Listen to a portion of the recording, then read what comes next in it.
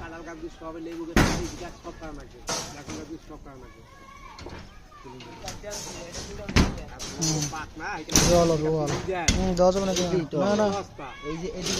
আলমারি আরো দিকে নিতে হবে 2 লাখ টাকা দেন ফাটিয়ে দেই হ্যাঁ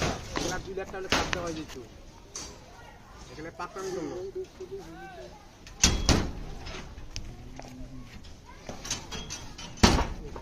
এটা তো ওই মিডল দিয়ে দিই